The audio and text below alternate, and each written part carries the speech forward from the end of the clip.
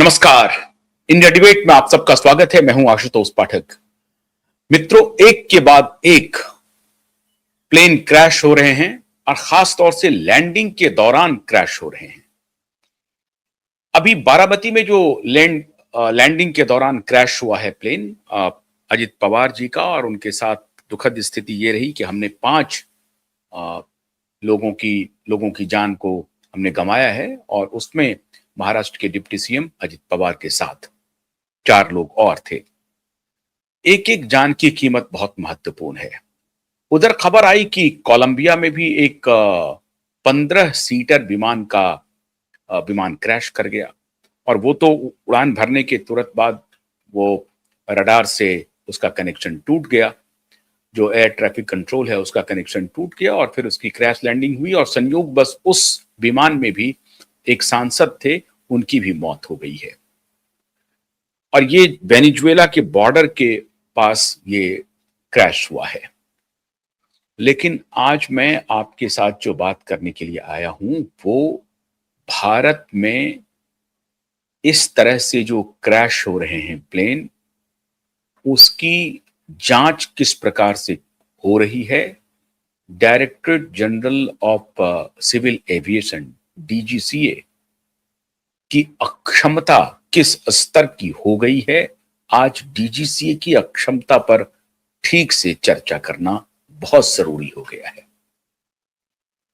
2023 में मुंबई में leisure jet, यही 45 मॉडल थोड़ा अलग था, इसी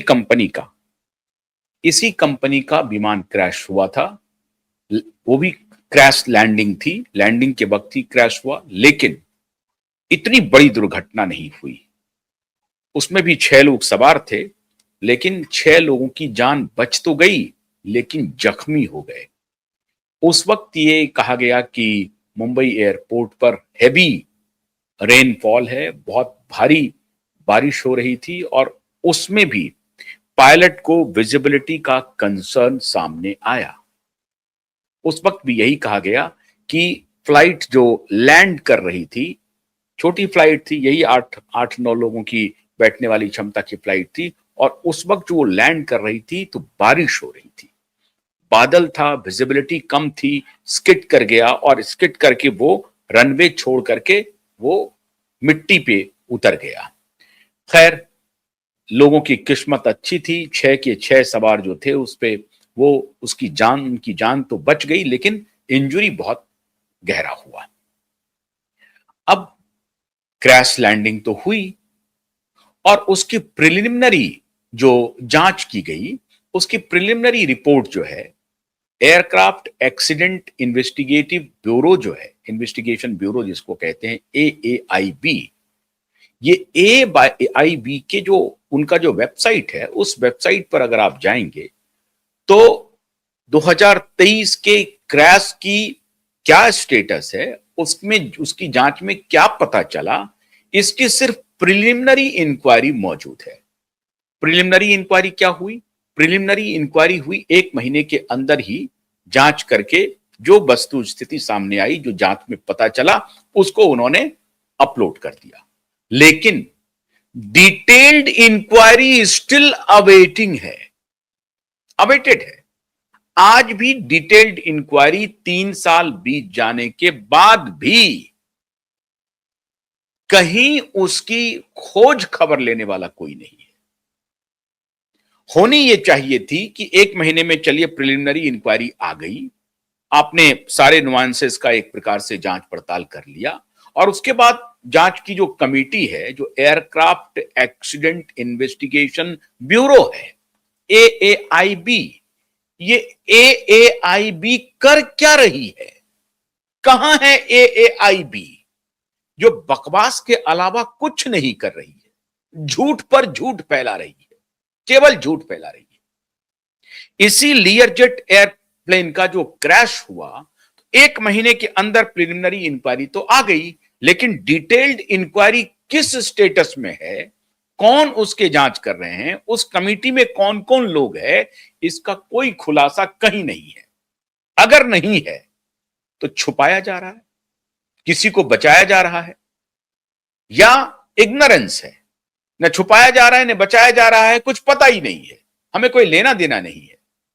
इतनी बड़ी दुर्घटना हो रही है लेकिन उस जांच के बारे में कोई फाइंडिंग देकर के आगे कोई घटना नहीं हो, इस दिशा में काम करना। इंक्वायरी क्यों होनी है? इंक्वायरी इसलिए नहीं होनी है कि खाली यह पता लगाया जाए कि गलती किसकी थी। फ्लाइट की गलती थी, एयरक्राफ्ट की गलती थी, पायलट की गलती थी, एटीसी की गलती थी, किसकी गलती थी? मौसम की गलती थी, किसकी गलती थी? यह खाली यह पता लगाना नहीं था।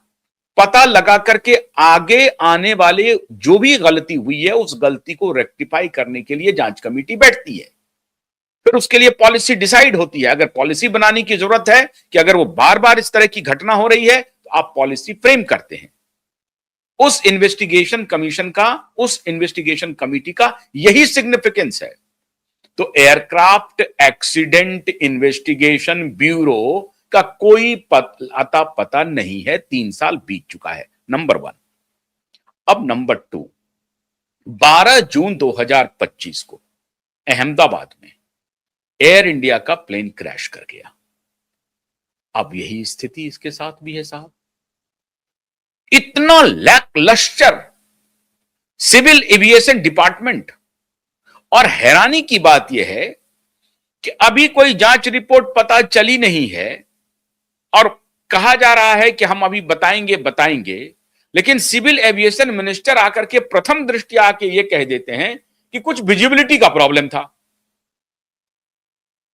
अरे विजिबिलिटी का प्रॉब्लम था तो विजिबिलिटी किसके एंगल से प्रॉब्लम था?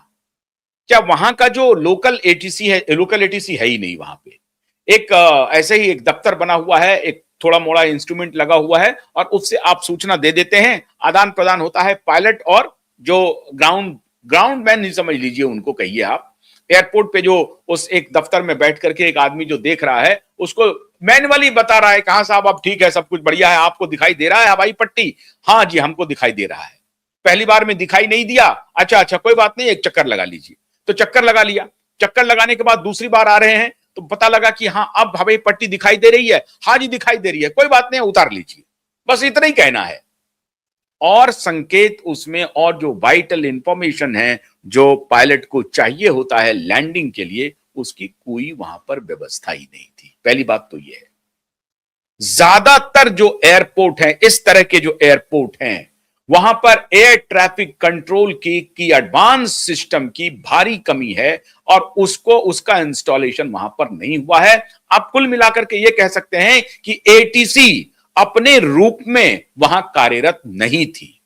और खाली बारामती एयरपोर्ट नहीं है, हमने उड़ान योजना के तहत छोटे छोटे एयरपोर्ट बनाने शुरू कर दिए, बना भी दिए, और स्थिति क्या हो रही है? ये हो रही है।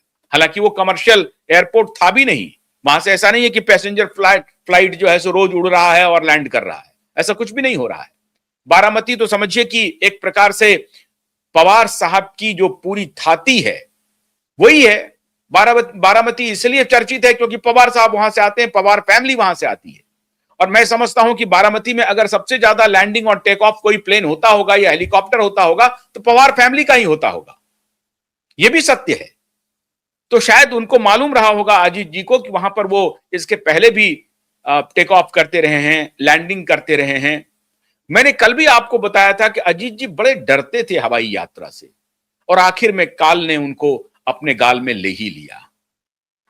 अब सवाल है कि इस हवाई पट्टी पर जब एटीसी की उस तरह से चुस्त व्यवस्था नहीं थी तो क्या हुआ, इस पर मैं बाद में आता हूं। पहले अहमदाबाद में जो एयर इंडिया का प्लेन क्रैश हुआ उसके बारे में मैंने डिटेल से आपको वीडियो बनाया हुआ है। उस एयरक्राफ्ट, पर्टिकुलर एयरक्राफ्ट का जो इनकॉर्पोरेशन हुआ था एयर इंडिया की फ्लीट में, वो 2013 से चला, 2014 में इनकॉर्पोरेशन हुआ, और फ्रॉम द वेरी इंसेप्शन, जब से वो एयर इंडिया की फ्लीट में शामिल हुआ तब से लगातार उस एयरक्राफ्ट में फॉल्ट की खबरें थीं, लगातार।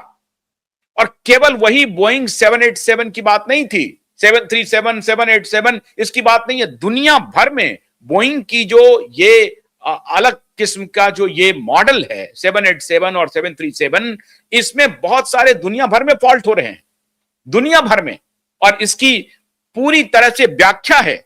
और इस व्याख्या में लगातार ये जो 4-5 पॉइंटर्स हैं मित्रों, उसको आपको देखना बेहद जरूरी है कि ये पॉइंटर्स क्या थे, जिसके बारे में पहले ही सूचना दी गई कि ये खराबी इसमें हो सकती है।